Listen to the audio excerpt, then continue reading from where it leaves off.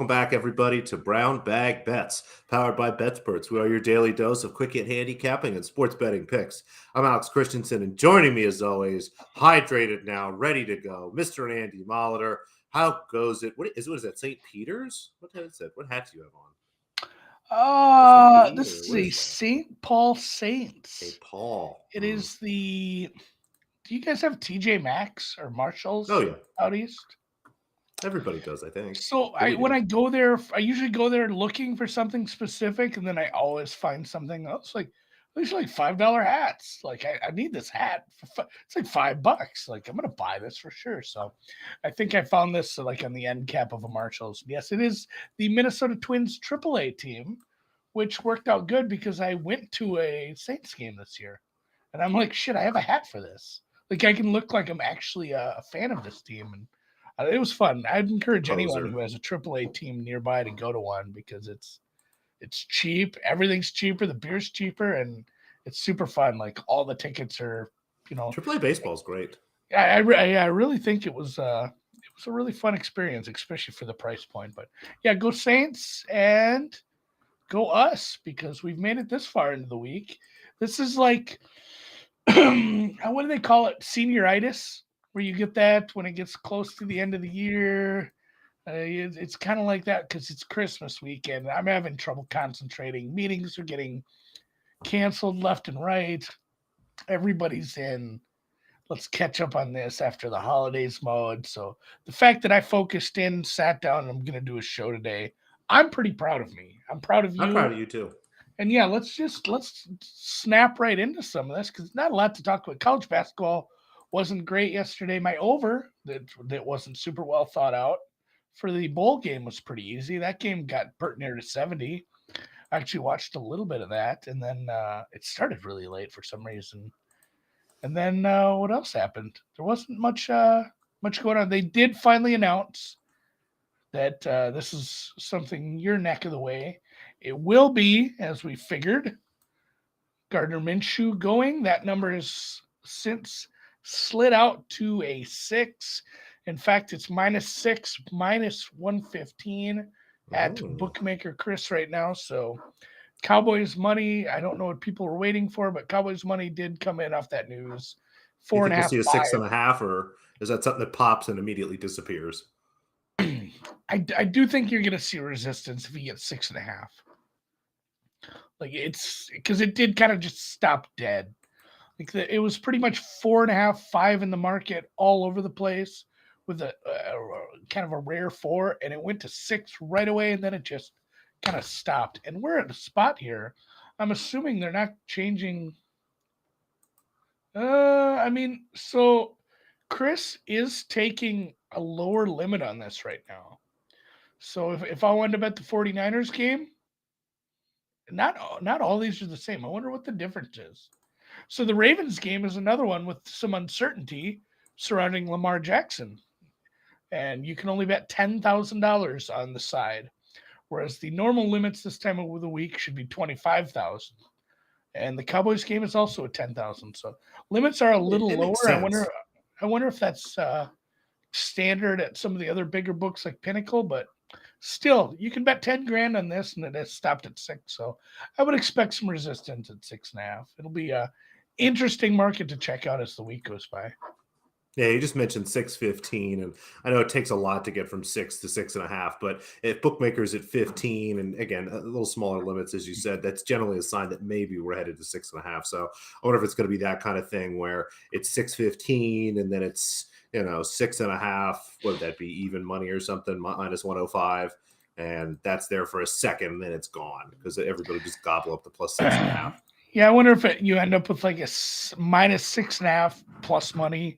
Make people pay -120 on the plus 6.5. Right. I'd still have to think about it. I still have my Cowboys bet, so I am looking to get involved in the Eagles, just not quite yet. And you don't have much in the NBA. We don't have a lot of basketball bets today. It's a light day, which is fine. We have football. Just 2 games in the association. And normally I would make fun of the NBA for not putting some of these games on TV. But one of the games, Spurs-Pelicans, should not be on TV, shouldn't be on a local broadcast. Just don't. No Zion Williamson tonight for the Pelicans. Brandon Ingram continues to be out. The Spurs have been actively trying to lose games and even somehow find ways to win them. But in the other game, there is one angle I do like. The Washington Wizards visit the Utah Jazz. Two teams headed in opposite directions here. The Jazz coming down from kind of the hot start that they had to the season. And as they start to pick up some injuries, it's one of those teams where it's hard to think of maybe Kelly Olynyk or Colin Sexton as really important contributors in 2022, almost 2023 here in the NBA. But the Jazz are a team where they need all those little pieces together. They have to all be there. And if it's kind of a tenuous hold, as soon as one pops down, the whole thing kind of falls apart. And that's really, I think, what we've seen in the last couple of months. Now, the NBA has taken them a little more seriously as well. The Wizards are starting to get healthier. Kristaps Porzingis is questionable. Probably sits out tonight, honestly. And whether he plays or not, I think the Wizards are going to put up a really nice number here. Thought about maybe backing the Wizards on the spread. It's sitting right at 6.5. I'm going to wait and see what the Porzingis news looks like. If he is in, I might actually take some of that Wizards 6.5, something in that range. But either way, I think Washington's going to, again, put up a big number tonight. I had this 115 without Porzingis, 116 with Porzingis in here. The Wizards offense has been great as long as Bradley Beal's been in. We've seen all the space that he provides. Guys like Kuzma, who've been getting good minutes while Beal is off, have really developed some nice offense there. So I just really like this matchup too for the Wizards. There's not many players in the Jazz that are going to be able to slow these guys down. So going to keep it simple for now. Give me a Wizards team total over 112. Again, anything 112.5 or lower looks good to me. Over 112. I like this too. And it is a bad NBA schedule. It's kind of a bad schedule in general. Like the bowl game is not good today. We can actually talk about that for a hot tick, just because I'm running hot in bowl games. I didn't have much to say on this, but it is the 22nd, correct? So we have Baylor Air Force. And as much as I respect the troops, like whenever you get a service academy in a bowl game, it's not going to be a good bowl game. Unless it's, we've had years where Navy has had a good quarterback and a fun, albeit, it's still like, oh, it's a triple option, but it's good. Like it's working really well.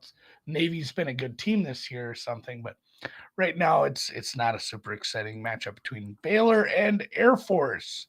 Baylor 3.5-point favorite. The total in that is only 43. And as Dan mentioned, the wind chill is below 0 in Fort Worth. Not only is Andy bitching about the cold weather, North Texas also everywhere. Not nice. So I know Baylor is a Texas team, so it's not a big travel spot for them, but I'm probably going to give the edge to the dog then in a cold, shitty game like this. Let's give it to Air Force. They're from Fort Collins, right? I'm pretty sure that's a Colorado school, so they're tough. I'm going to, I'll take the dog for a little bit. I'm going to go plus 3.5 on that. It's funny how I'll just throw out a bet, small bet on a bowl game because it's a bowl game, and I won't bet this NFL game tonight. Jaguars-Jets.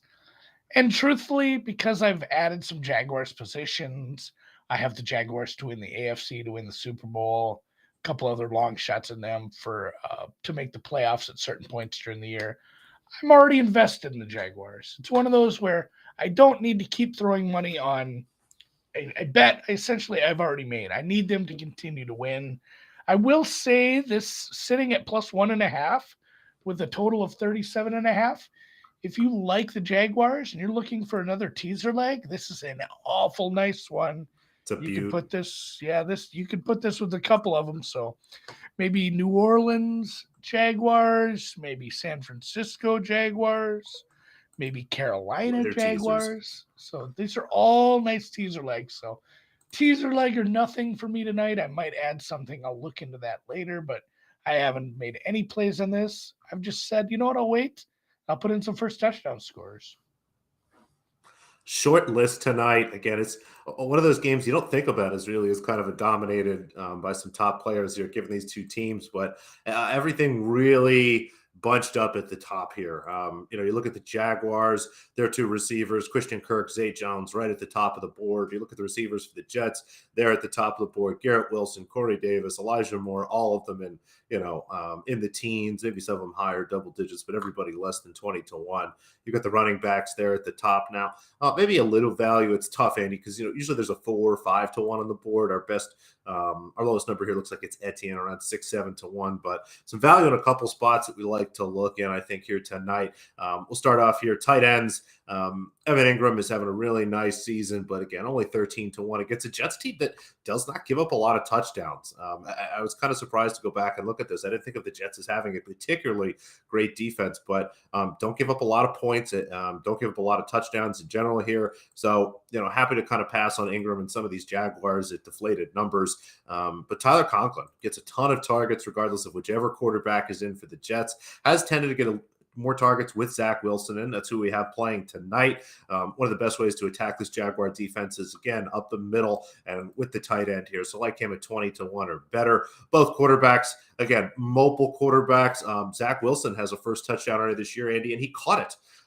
Maybe we'll see something funky like that this year, or this game. I'm not really sure. Again, the weather looks like it's going to be bad. I think we're going to see a lot of running. Good chance for a sneak here. Great chance for a rollout. Not too much passing tonight. I think give me both defenses. These teams are top 5 in the league in terms of giving the ball to the other team, and that's always really good recipe for a possible defensive or special teams touchdown. Again, I think this game has a chance to be pretty ugly, and so does the market, right? How often do we see a total? It's now at 36.5 I'm looking at right now, and it looks like it might even continue to head lower and lower. It's just going to be a mess out there. So give me both defenses. Maybe we'll get a scoop and score, maybe a pick six. But I think we're in for a pretty interesting yet ugly game. I don't know. I always kind of like these games that are a complete mess. So give me Conklin, both quarterbacks and both defenses. I'm Bodie. I'd love to see a scoop and score by my Jaguars. Be cheering for Duval tonight. And hell, this might be in the afternoon. I feel like there's some college basketball in the afternoon again. I'm going to have to double check on that. Who knows when this game starts? You know what? SUNY Old Westerbury is taking on a Hofstra right now in a game you cannot bet on. But this is this evening. Just one look for me so far today. If I have more, I'll tweet about them, put them on the BetSports app. But Charlotte plus 11 as conference play has started. And I do love these UAB Blazers they're taking on. Andy Kennedy has got this team on the upswing every year since he come over from Mississippi. They've been, or as some people call them, Ole Miss. They've been better. This is a UAB team that is probably going to be somebody I'm going to be looking at come tournament time.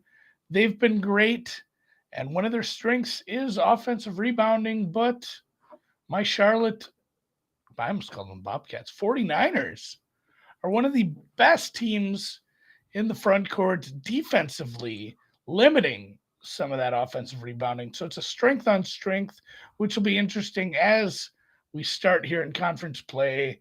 It is an away game for them, but they're getting an awful lot of points for a Charlotte team that I think pretty highly of, especially on the offensive side of the ball. So give me Charlotte plus 11. I don't think this game is nearly going to be that. I think this is going to be a damn competitive game. Charlotte might not get it done. They might lose by a couple possessions at the end, but 11's a lot. I have this as like a 7. Maybe I'm just crazy. Maybe I'm just way off. Maybe I have too much. I've had too much eggnog. I haven't had any eggnog yet. To save the people some DMs, what do you think? Charlotte plus 450? Should we? Maybe a little bit. You know what? I'm going to look. I might just do some Charlotte.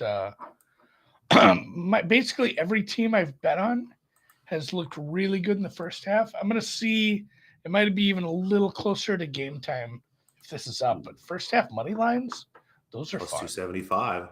Yeah, maybe a little of that. So see if I have any free bets floating around. That's worth a sprinkle. That's the thing. That's a good way to use free bets is on long shots like that, especially in a team. They aren't going to start fouling at the end of the first half to try to get back in it.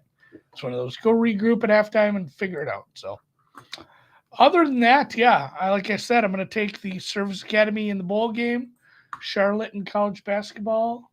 I'm going to take some Wizards to score some points tonight. And not a big card of first touchdown scorers. But, I mean, you're right. This is a pretty good Jets defense. It'll be very interesting to see if Trevor Lawrence and the gang can keep it going, keep it rolling against the tougher tests here. And Drew and I, if the blizzard doesn't blizzard me too much, which it is blizzarding out. Power pending. The wind is getting a little out of control It is 30 below wind chills here. Like, I'm not going to be outside very much. If I was still doing half times on the boat, I would not be doing it on the boat today out of the just safety, just the precaution, the safety. So let's go. And yeah, Zach Wilson starting. I'm not sure why the line is moving that way. So let's go, Zach Wilson. Screw it up. The MILF Hunter ends tonight, guys. Thumbs up in the YouTube if you joined us. Soccer Picks Club, we appreciate you too. As we inch towards the Christmas break, we'll catch you guys tomorrow.